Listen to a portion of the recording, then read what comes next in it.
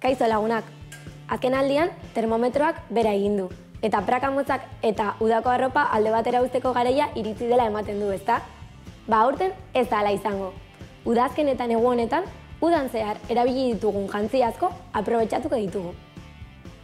Zaio hau, bereziki neskei zuzenduta joango da. Udan zehar jantzi dituzuen praka motzak edo bezalako jantzi batzuk neguan zehar ere aprobetxa ditzazuen lagunduko dizuegu. Baina, galdetuko diozue zeuen buruari, zerekin kombinatu ditzakegu praka motz batzuk neguan? Ba, denboraldi honetan maz bat izango den jantziarekin, alkandorarekin.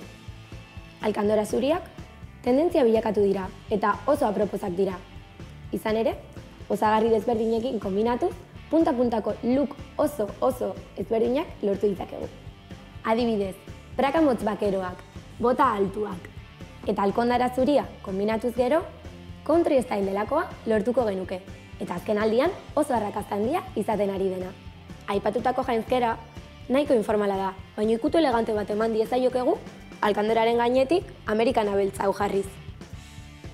Horrez gain, praka bakeroak eleganteagoak diren praka batzuengandik ordezka ditzakegu. Hauek, adibidez. Alkandorekin jarraituz, oso arrakastatsua izaten ari den look bat aurkituko genuke, outfit hipikoa. Hau lortzeko, alkandora zuria, legin beltz batzuekin kombinatuko genuke eta orkatikeraino iristen diren bota batzuekin.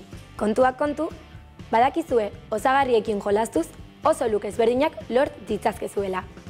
Adibidez, poltxo elegante batek goitik behera alda dezake zuen itxura. Baita pasmina koloredun batek ere. Beno gazteak, jarrai itzazue gure gomendioak eta aurkitu gogokoen duzuen itxura.